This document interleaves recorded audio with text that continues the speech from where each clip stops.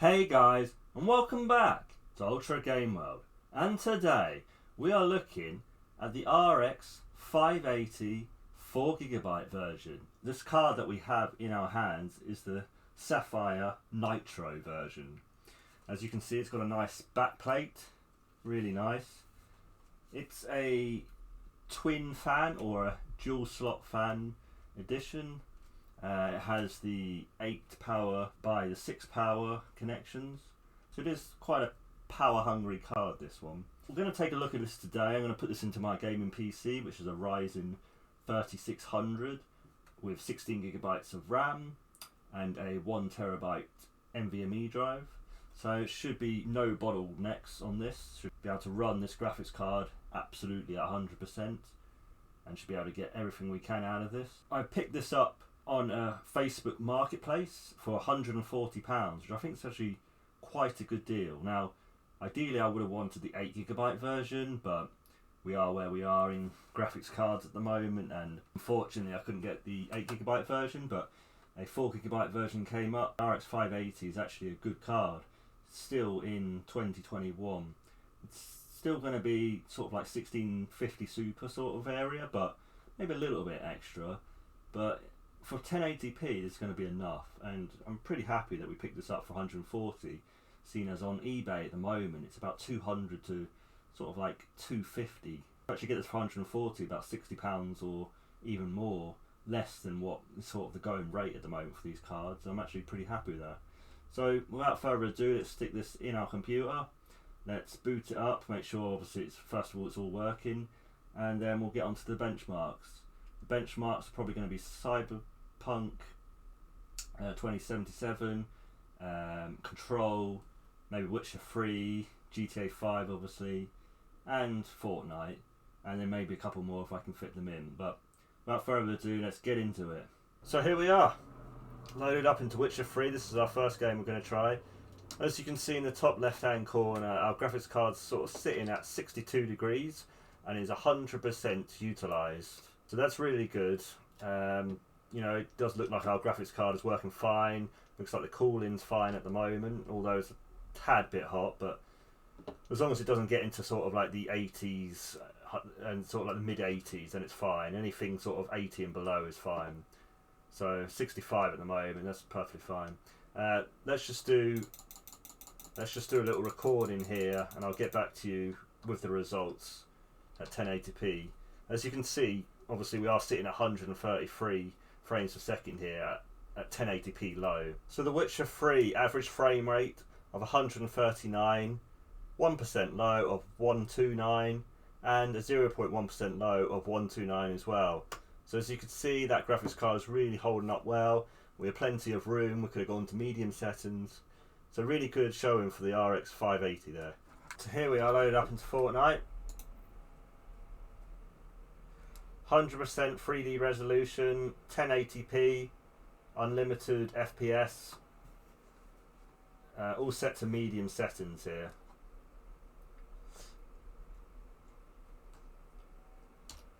As you can see, sitting at about 130 frames a second. Our GPU has been fully utilised, 65 degrees centigrade and 100% usage. Our processor is sitting around the 60 degrees centigrade too. Right, so now we've loaded up here. Let's drop down from the battle bus and let's get benchmarking. Here we go. So Fortnite did an average of 144 with a 1% low of 29 and a 0.1% low of only 7. So there was a lot of dips there, but I'm not really quite sure what this was. This could be that could have been internet lag as well. There could be a number of things involved there. I wouldn't take the 1% and 0.1% lows to be 100% correct there, because I think they're a little bit too low. But 144 frames a second average there at 1080p medium on Fortnite is pretty respectable. So again, this is still a good 1080p card, as you can see. So here we are, GTA 5 now, 1080p. Let me see, 1080p. We are at normal settings here, Should easily be able to do GTA 5. Let's load up. So yeah, just loaded in here, 99% usage on our GPU. Sitting about 58 degrees, nice. And the CPU sitting about 57 degrees. About 32% usage. We're sitting at about 105 frames a second here, so that's really nice. Let's just do a little benchmark, make some havoc, and then I'll get back to you in a bit. So GTA 5, 90 was the average frames per second. The 1% low of 87 and the 0.1% low of 87 as well. So as you can see, there's not really any drops there. It's kind of keeping consistent, which is good. Shows we've got a good solid PC here, got a good graphics card, and yeah, overall I'm pretty happy with that. It's only 1080p normal for GTA 5, so it's nothing like exceptional in terms of stressing out our GPU, but that's fairly good numbers there. So yeah, again, fairly happy with this graphics card. So let's have a look at Red Dead Redemption 2 now. Go to the graphics. As you can see, we're at 900 there, but we need to change that 1080p. Refresh rate. Okay, keep that at 60. We're going to see what it can do at sort of balanced here. At the quality preset level of balanced, we'll see what it can do. Here we are, loaded up, 100% utilization on our GPU. Sitting about 61 degrees, which is quite nice. Obviously that is going to go up, but we'll see. Our CPU sort of ran about the 63 degrees centigrade, about 25% usage. So actually, better idea here. We'll just run the in-game benchmark. That would be the best way to test out our graphics. So there we go, the end of the benchmark.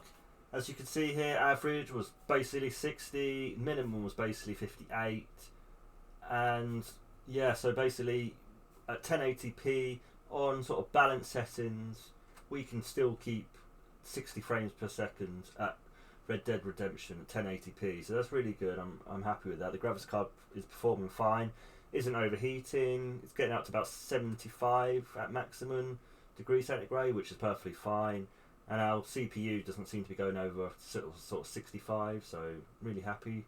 This is a nice little machine now. This is basically, if you didn't see the video, I'll link it up above. This is basically the PC build for about £600 that we built, but we've taken the 1050 Ti out of it and we've put the RX 580 4GB version into it. So I hope you liked that video, guys. Unfortunately I didn't get time to test out Cyberpunk or Control, but I've done as much as I can, and I think, you know, this RX 580 4GB, it's a good card still in 2021, and if you still need a 1080p card, the RX 580 is still a good option. Now yes, you will need a decent power supply. I've got a 550 watt power supply and it's working fine in mine, so I would recommend at least 500 watts minimum. But if you've got that and you've got anything like above like a sort of i5 7th gen, I would say, and then 16 gigabytes of RAM, you're good to go with this really, and it's still a good graphics card today. So if you can get it for around £150, maybe up to £200 at very much, but I would try and pay only up to about £180 at most. Depends what's available in your area and how things are like, obviously, and obviously if you're in the US it might be a lot different pricing than that as it is in the UK here, but overall I still think the RX 580 4GB version is still a good card. Obviously if you can get the 8GB version it's even better, but the 4GB version is still fine. The RX 570 would also do you okay as well, just a little bit less performance, but if you can get the RX 580 that would be great.